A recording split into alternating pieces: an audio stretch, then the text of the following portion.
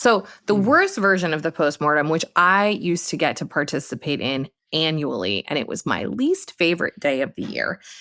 The day after that was also bad because of my hangover, was the Hunger Games, where it was like we finished this big process and then we all got in a room and just basically ripped each other's work apart for 3 hours. Yeah. After being in a 3-month process where like no one slept or saw their families. And then we would just get together and be like, here's all the ways you fucked up. And then that was it. Here's 3 months of resentment that I've built up. Let me package it and give it to you.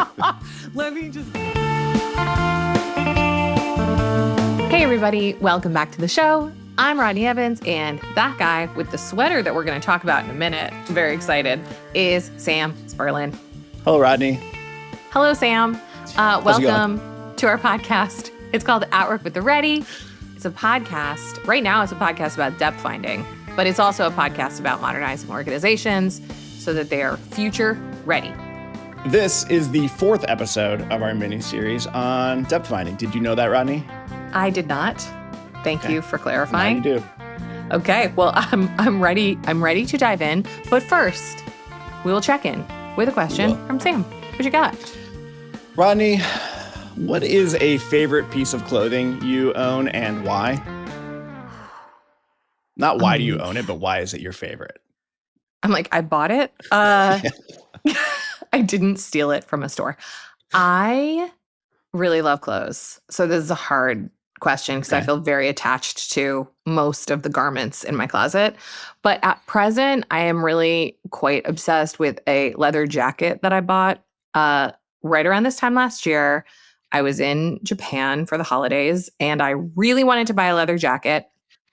And I looked in some of the stores that I knew would likely have one in Tokyo, and I didn't find anything. And then the day that I was supposed to go to a bunch of stores, it turned out that they were closed because of a holiday I didn't know about. And then we were in Kyoto, which was the 3rd city on our stop, not the place that I was particularly intending to be doing shopping. Ed and I were in a food market. I had to go to the bathroom. I went to find the public bathrooms and I stumbled onto a store full of leather jackets, and they were only for men. And there was this one leather jacket, and it is a Korean hunting jacket. It has like a pheasant pocket in the back. It fit me and I bought it, and I'm texting Ed being like, I'm not coming back. I'm trying on every jacket in this store. And I just feel like it's very cool. Like whenever I wear it, I'm just like, this is a fucking cool jacket. And it's also very warm, and I just love it. I love it so much. That's a great story. Does it make you want to kill pheasants? It doesn't. Surprisingly, no. It has not raised any kind of bloodlust in me that wasn't already there. Should I buy a leather jacket? It may surprise you to know that I've never owned a leather jacket, even though I'm maybe the coolest person. Definitely at the ready. Maybe you may even know. You think so? Here's the thing. I feel like for men, leather jackets are a bit of a like minefield. Mm-hmm. It can go a lot of like, are we going Top Gun? Are we going Donnie Brasco? Like we gotta tune it in. But I think done well. Okay. There's nothing better. And also, well, you live in a cold place now. Leather jackets for where I live are like an all-season jacket. So we really have excuses here to have more than one. Okay. Will you be my leather coat consultant? Yes. I cannot wait until there is a stream of pictures for me to choose from. All right. Great. That sounds great. Right, Sam, cool. I feel like I know what your favorite piece of clothing is, but I really want you to fully describe it. I don't generally care about clothes at all. However, a couple of years ago, my mom knit me this sweater that I'm currently wearing, and we were joking before we started recording. It is very large. It is like my mother has never met me, and she knit me a sweater. But it's very cozy. It's very soft. I like to think it is somewhat fashion forward because it is so huge. Like I think it's a deliberate fashion choice, and I just roll with it sometimes. And I couldn't show up to another episode of the podcast wearing my podcast blouse. Okay. Yeah. Well, sure. I mean, we want a little bit of variety in those thumbnails on Insta. I truly, when you stood up, I was like, wow, that is a mini dress. For the YouTube watchers, I will stand up right now. Okay. Show them your dress. And I'm wearing brown pants. I'm not pantsless. We're all grateful. There we go. I like that you demonstrated the blousiness. Yeah. Yeah. It looks very cozy. Shout out to Mrs. Spurlin. Thanks, Mom.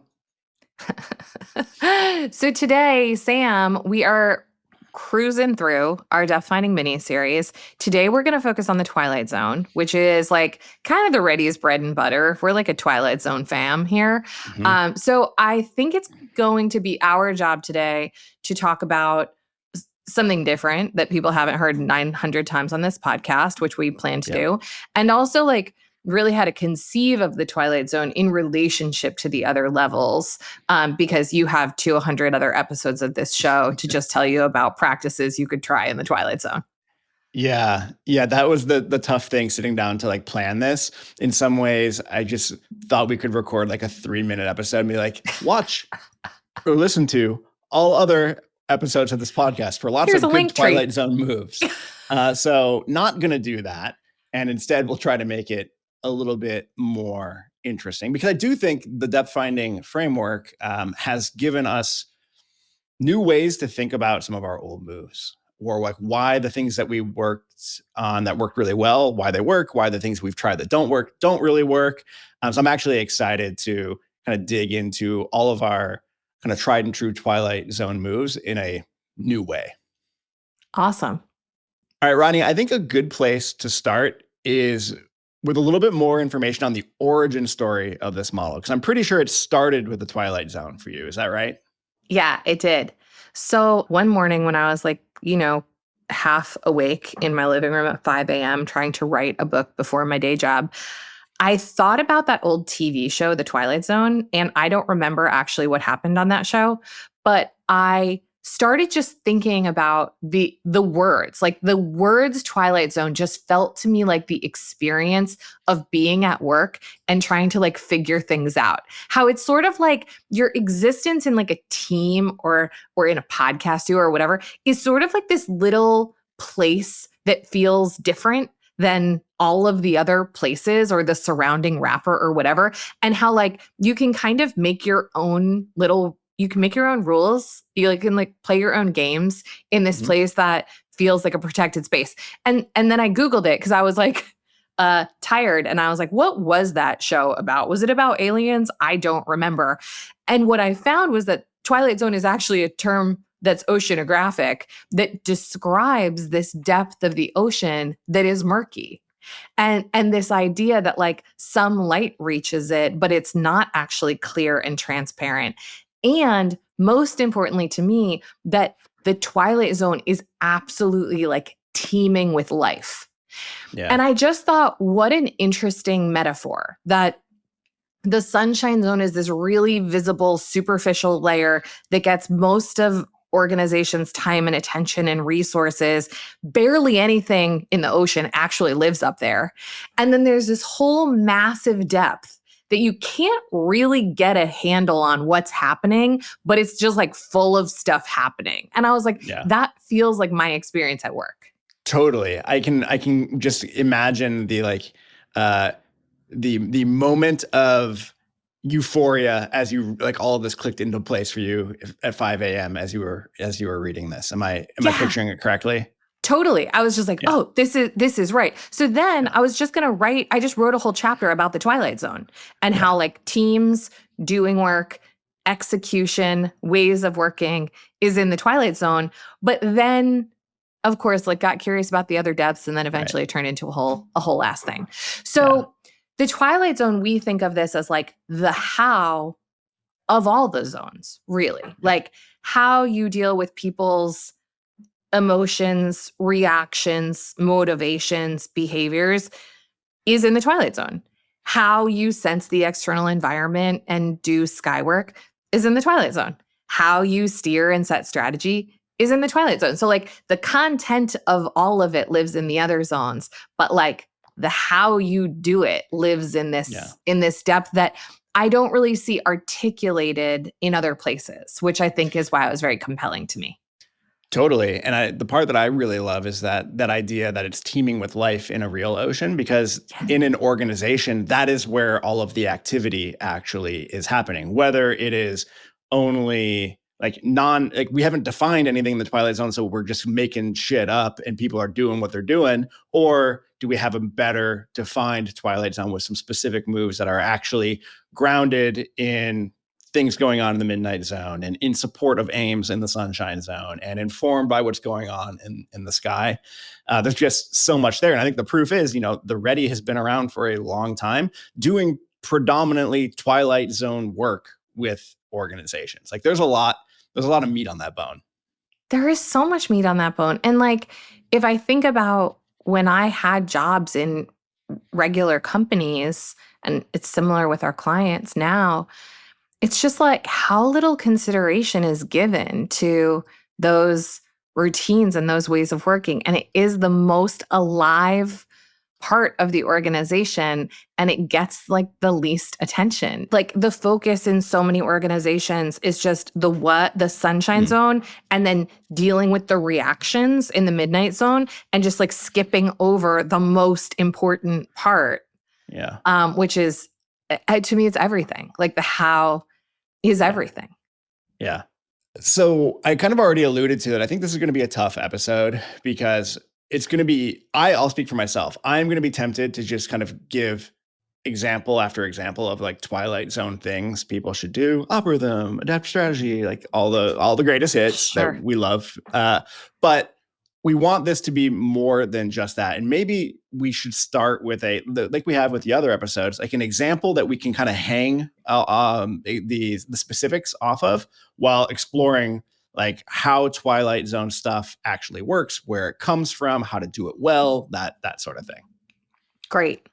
So we have an example from a data analytics company that we thought was a good one for this, because the focus of a lot of the Twilight Zone moves here aren't all like ready defaults. There are a lot of things that we do and do with clients, but they're not as many things that we've talked about on this show. So we thought it would be a fun one.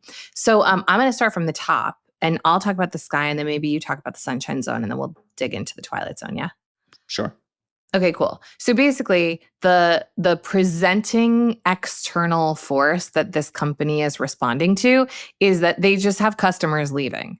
And there's a category of customers leaving for competitors, and there's a category of customers that are just like no longer buying what they're selling. And so the sky trend is like customers are leaving, and that is a problem. And I think that the last thing you said there is because I'm not sure that they know for sure like how many are in each bucket. They know just that customers are leaving. They don't necessarily know, are they going to other competitors? Are they just no longer needing this?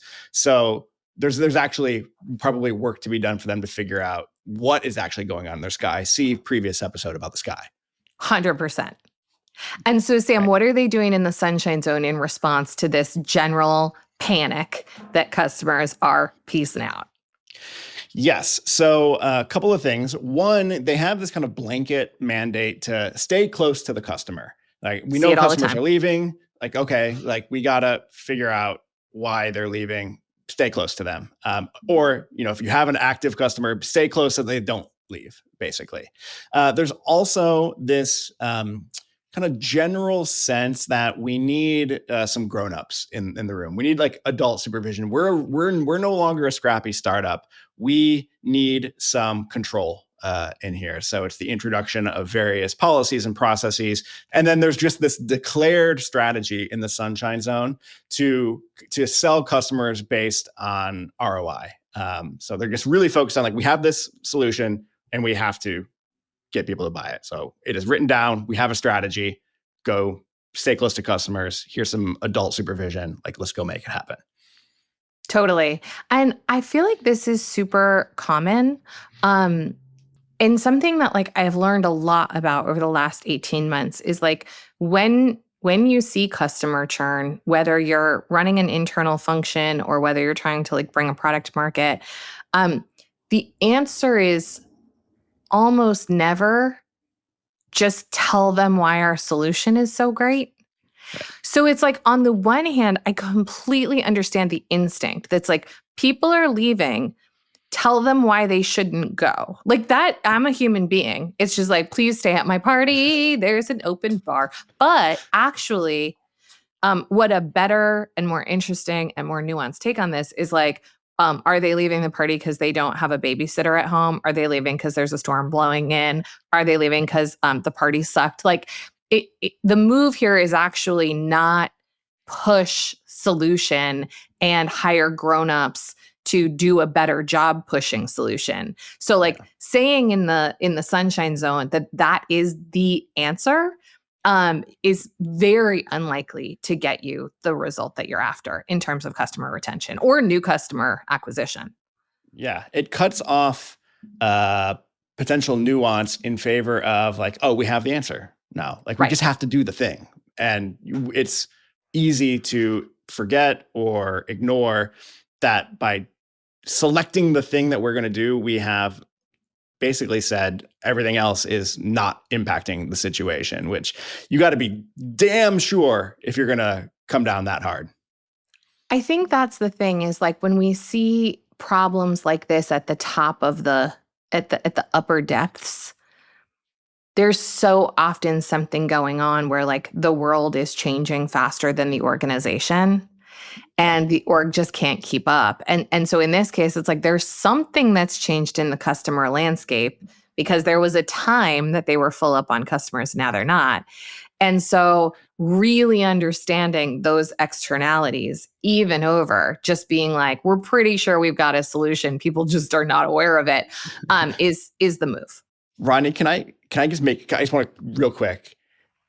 What do you think about like hitting Midnight Zone? What do you think about hitting Midnight Zone real quick? And coming back? So then we can like coming back and just do Twilight. I love that idea. Bring it all together. Because I think the segue to Midnight Zone is actually on that kind of the hiring corporate leaders, grown-ups, adult supervision sort of sunshine zone move that this organization is making has got to be bringing up some serious Midnight Zone stuff for people.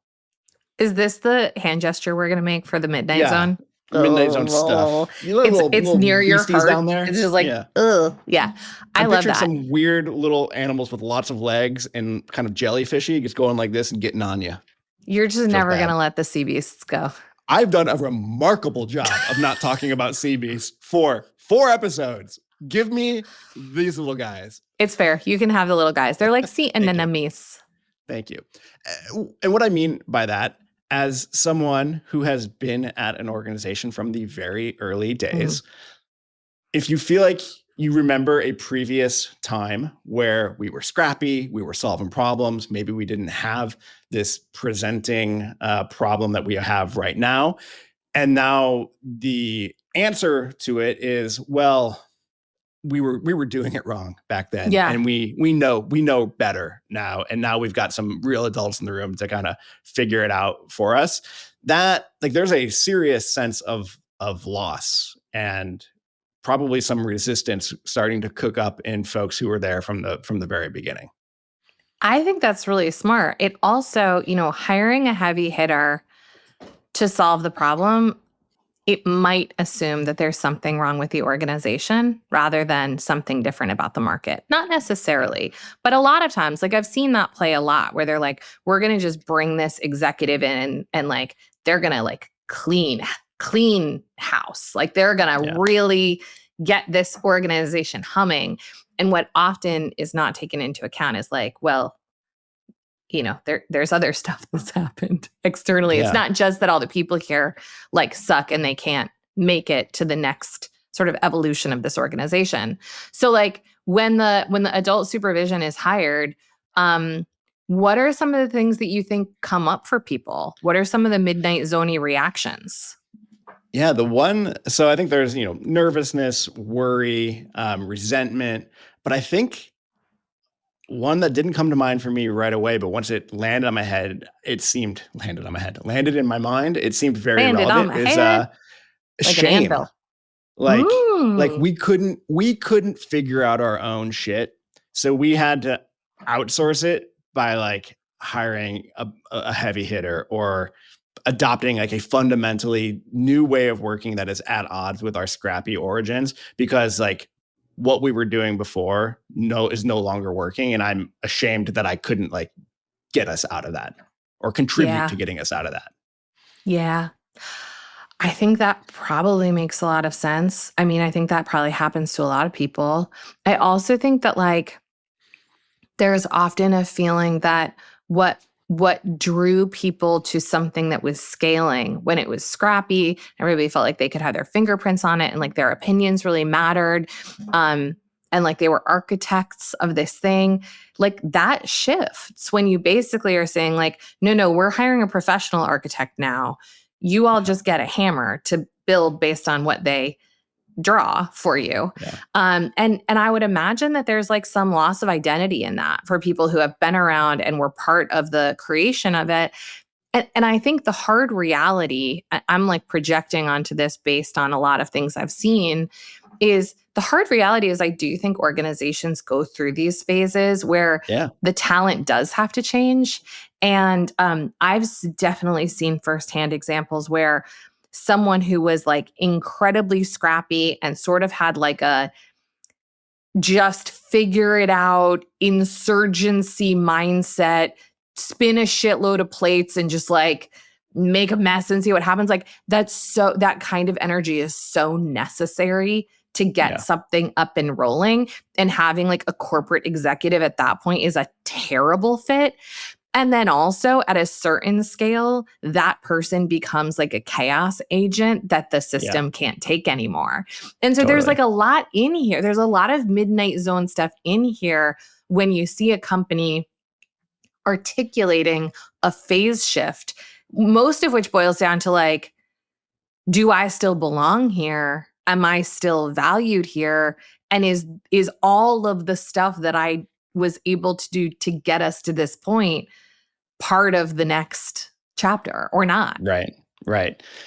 Yeah. And that's like some seriously heavy shit. And to think that it doesn't show up in Twilight Zone stuff or like how people react to Sunshine Zone things, like of course that like dark matter, antimatter of our organizations is this Midnight Zone emotional stuff that we're not necessarily there. Like we're not there to do therapy on folks, but we got to acknowledge that like this stuff it's a center of mass in a way that can be hard to see, but creates a lot of motion and activity that is hard to attribute to anything else.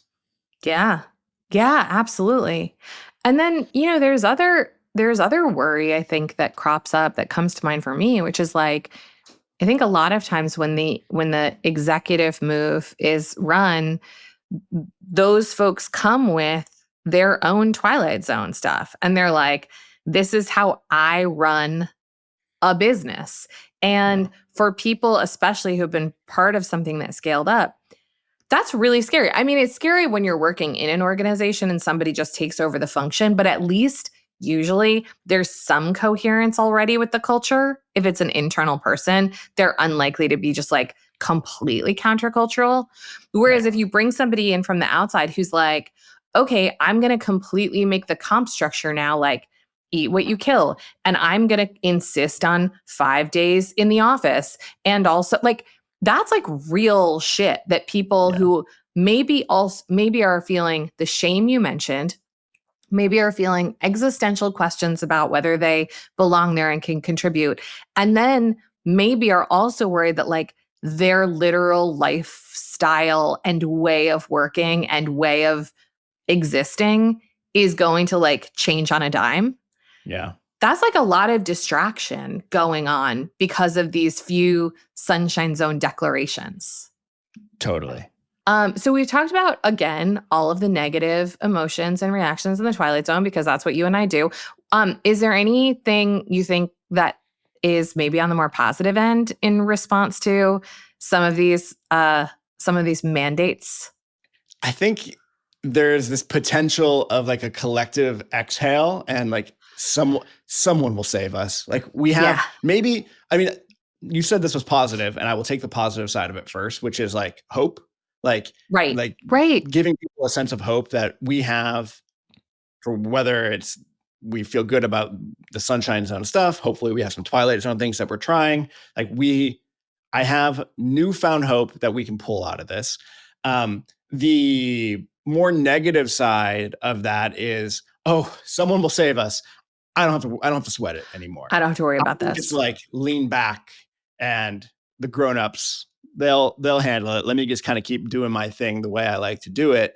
And I'm sure we'll be fine from here, which is probably not the greatest energy to bring to a important kind of dire moment for an organization.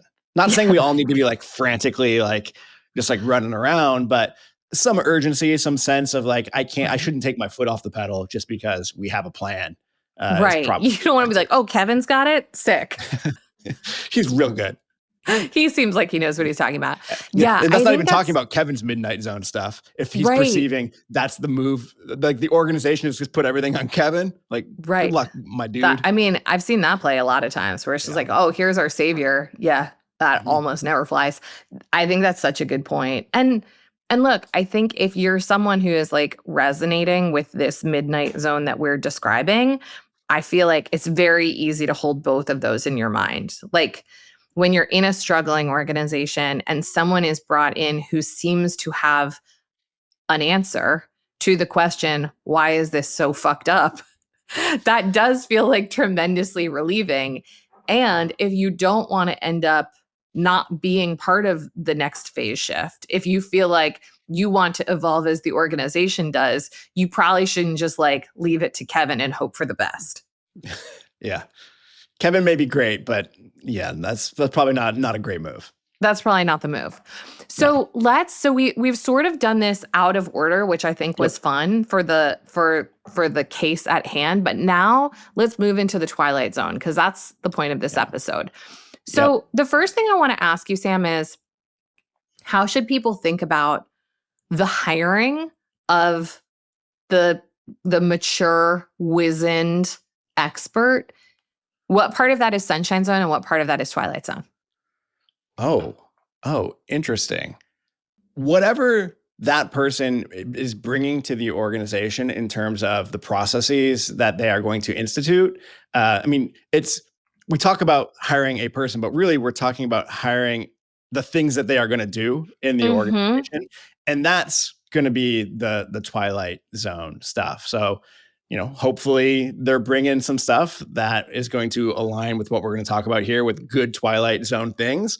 And to the extent that they aren't, and we overinvest in some Twilight Zone stuff that isn't actually going to solve our problem, then we are probably signing ourselves up for some pain. Yeah, that's going to be the case here. I see the Sunshine Zone aspect of a hire as like, we added this to the org chart and it's going to solve our problems. And then everything else, everything that then happens is Twilight Zone stuff. Yeah.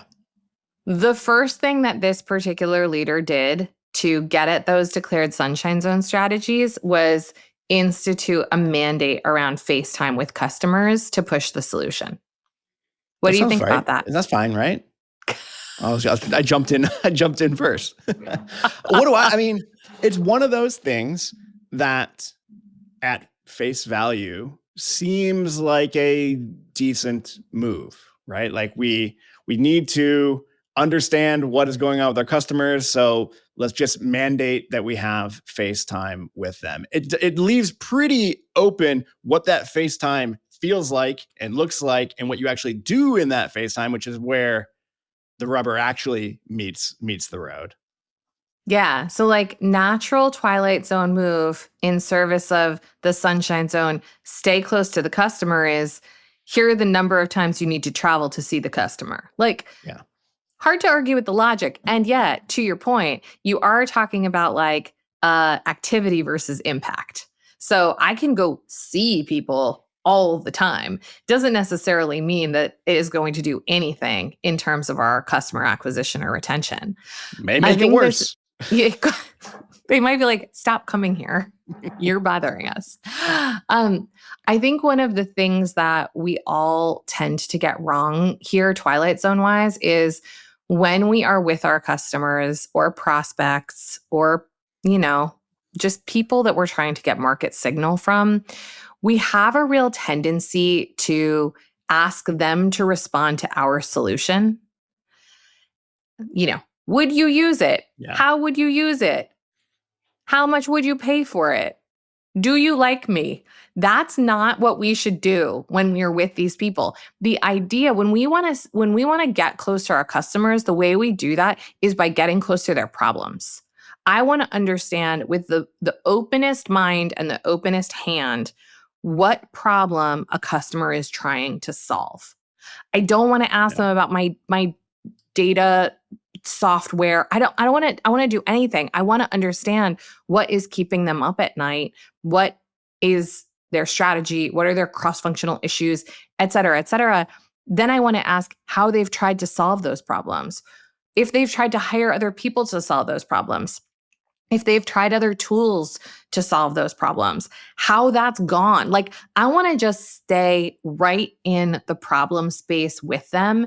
And if this is landing with any of you and you realize that you've like really fucked this up in the past, which, I see you, I have too. I think the best book for this is The Mom Test. It's such a banger. And it really keeps you oriented to like, what is the problem they're trying to solve, not what is the solution that you're trying to get them to buy.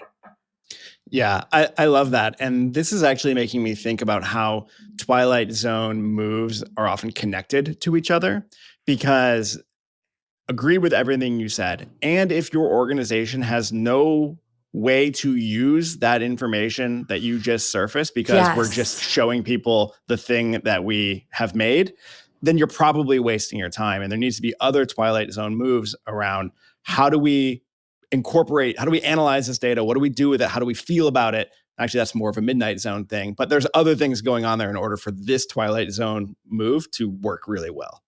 Totally.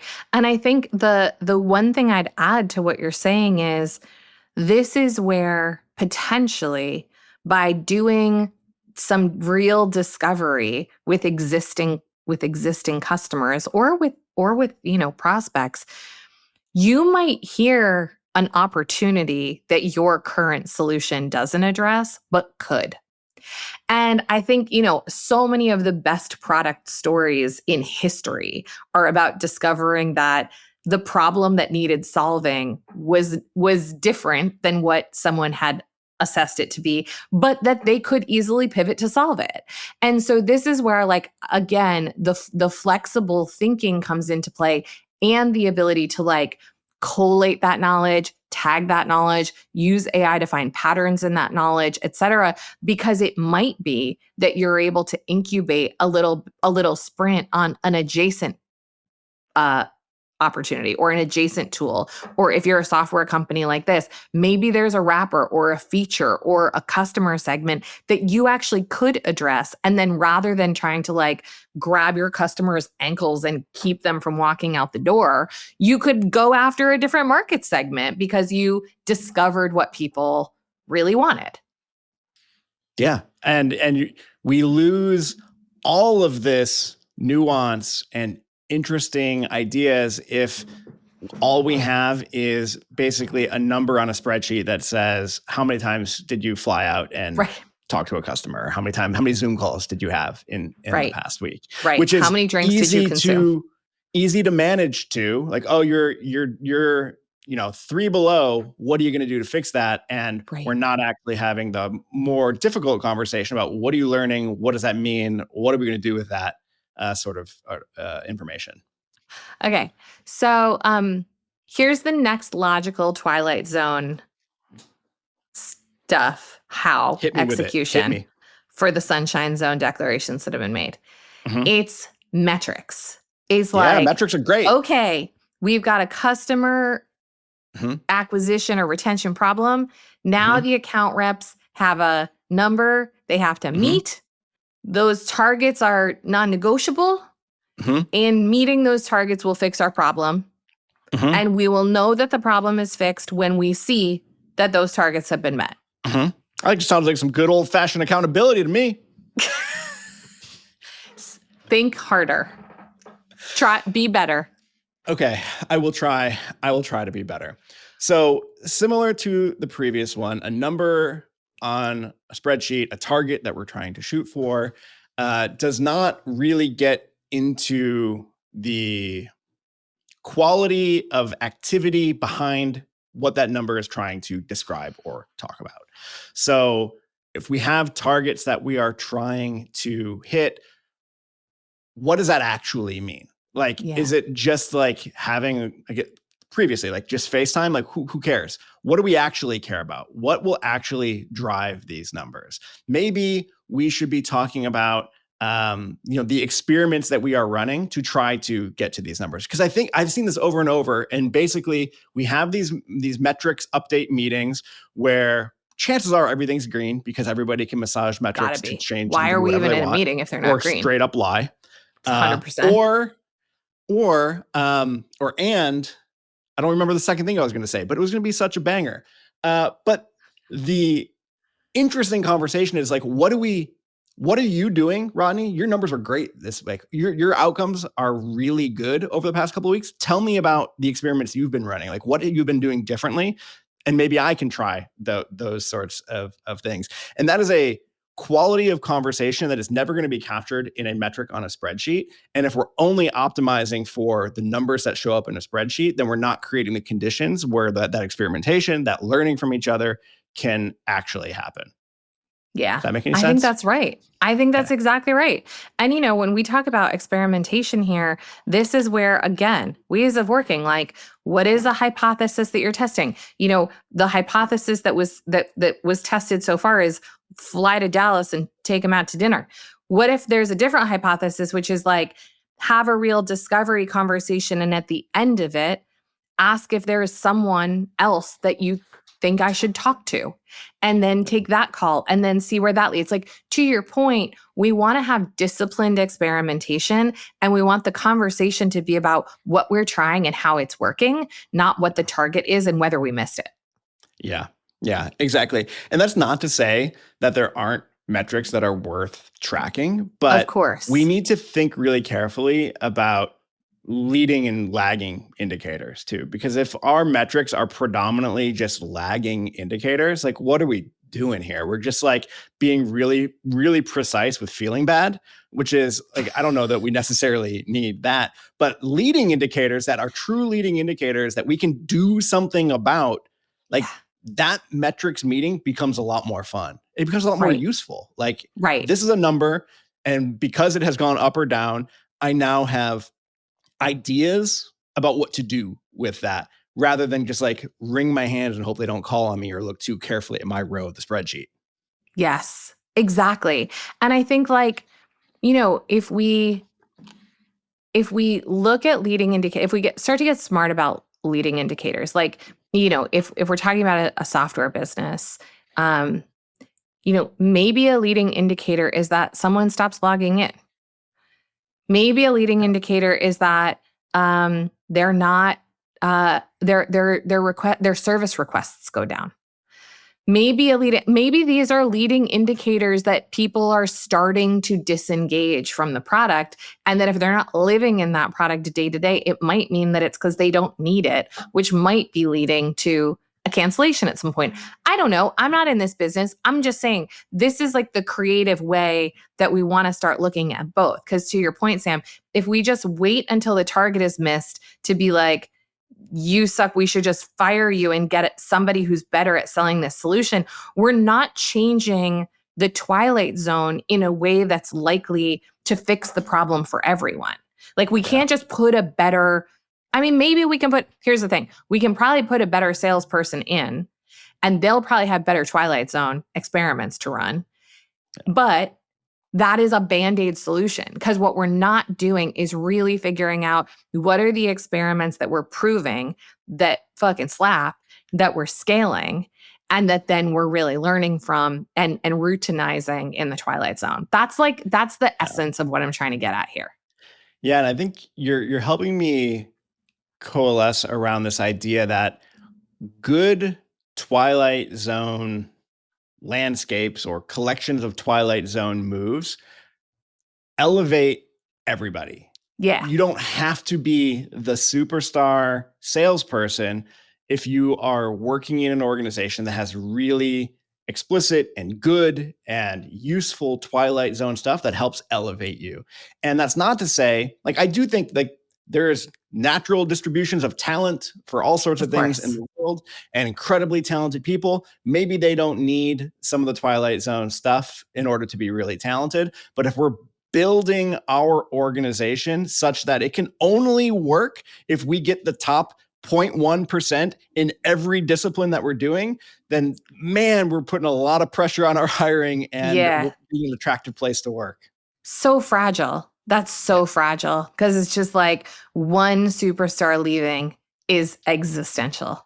Yeah. And something when we were developing this model that Jack said to me that has really stuck with me is like, everybody's sky is different. Everybody's sunshine zone is different. Everybody's midnight zone is different, but Twilight Zone stuff can scale. Like it can really, such a good insight. I know he's so smart.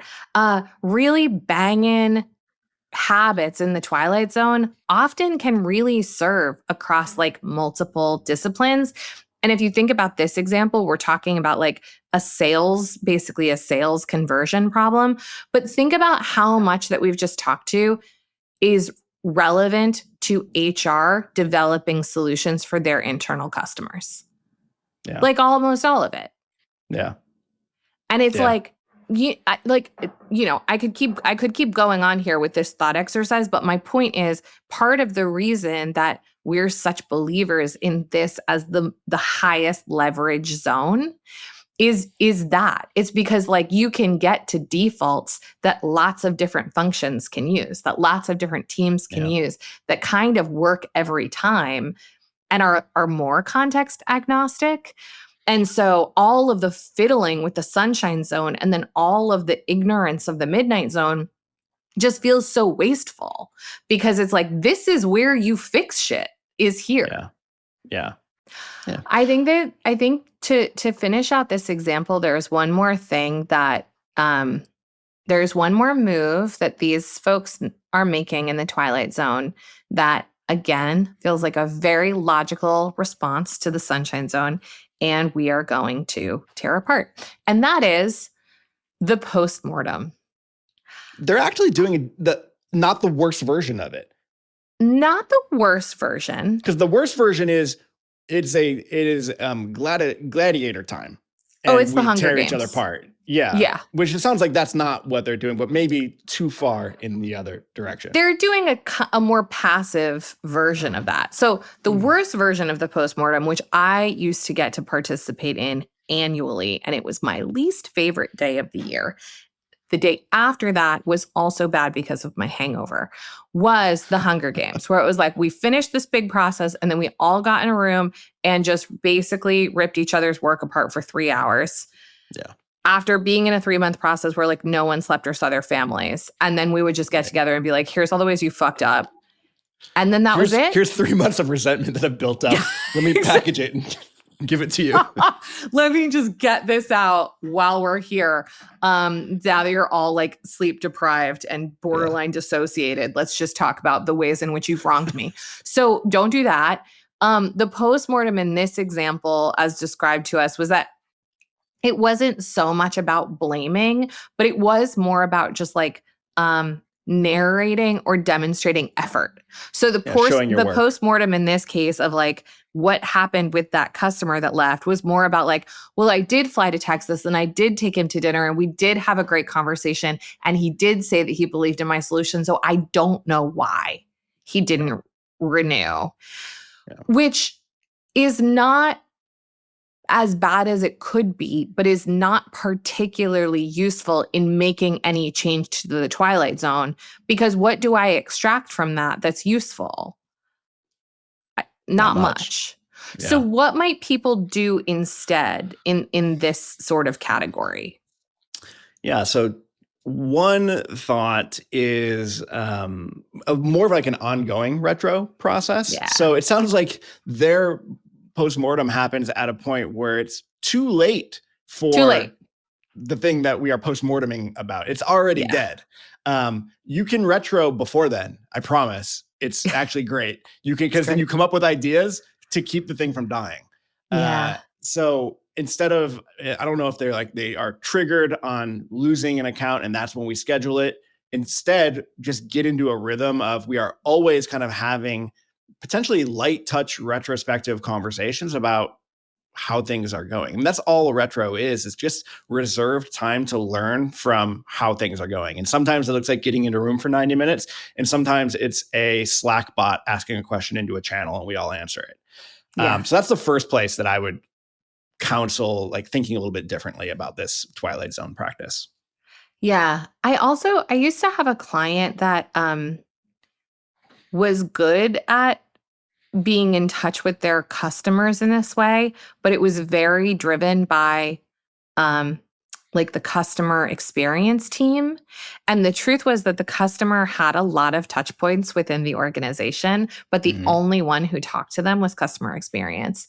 And I feel like maybe from a data gathering perspective, that's okay, because your customer probably doesn't want to hear from 10 different people at your company. But in terms of the actual retrospective and sense making, you probably need to bring the rest of the people who touched that customer into the mix, because if the issue wasn't customer care, customer service, or troubleshooting, it was like the interface or the product itself or dealing with service or dealing with whatever, or pricing or whatever, you're not going to get that from just the one-to-one contact. And the kind of cross-functional retroing around this, I rarely see that happening.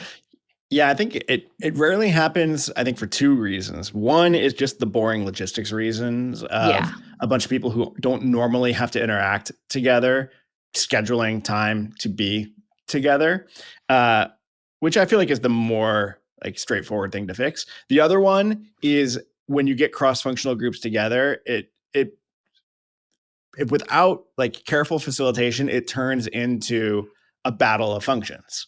Yes. Like, it wasn't us. It must have been you. And that's not a great posture to be in when trying to like better understand a complex flow or process that didn't have the result that we were hoping for. Yeah. I was just talking to a former client on Friday, actually, about like a fairly essential and very thorny cross-functional issue that she is tackling at work. And I was saying to her, I feel like the move that's so essential in that is making the problem to be solved the common enemy. Yeah. Because otherwise you just get that like cartoon. Is this Spider-Man or Superman where everyone is like pointing guns at each other? You know, well, yeah. Does Spider-Man have a gun? Spider-Man? No, Spider-Man does not have a gun.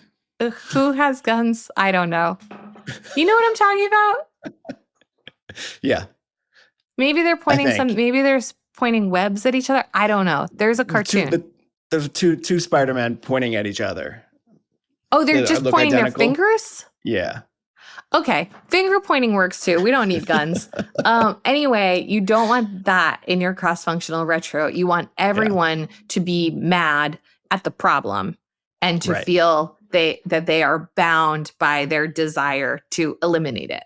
Yeah. And again, coming back to how like Twilight Zone moves should ideally reinforce each other, is that an organization where we already have a bunch of Twilight Zone things where we work together cross-functionally, it's easy to do that. I see you all the time. We work together all the time. We are friends, or at least like know of each other more than just annoying emails that we send back and forth. I meant the hypothetical. Okay.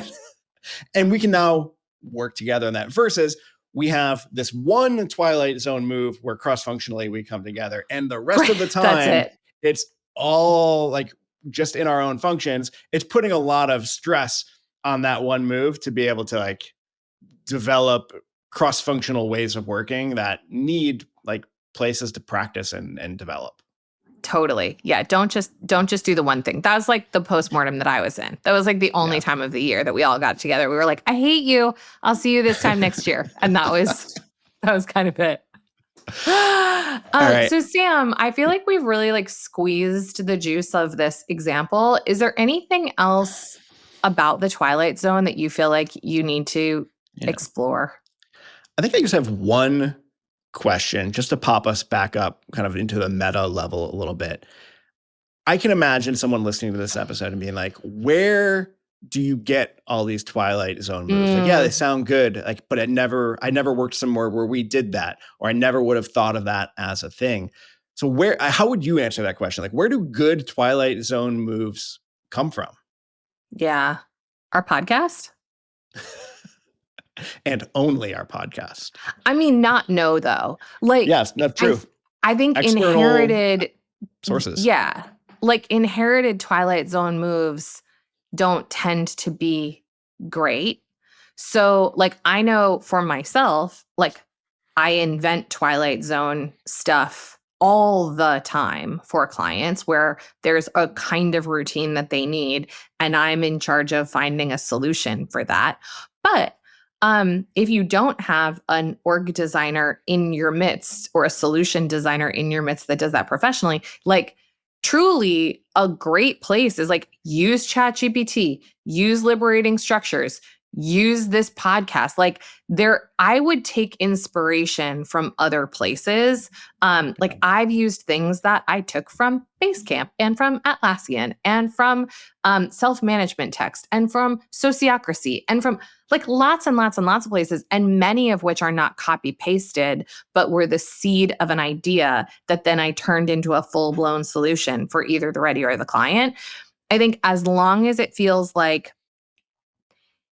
you are clear on what you're designing for, you are clear on what the intended outcome is, and you are retrospecting whether the Twilight Zone move you're doing is getting you closer to that outcome.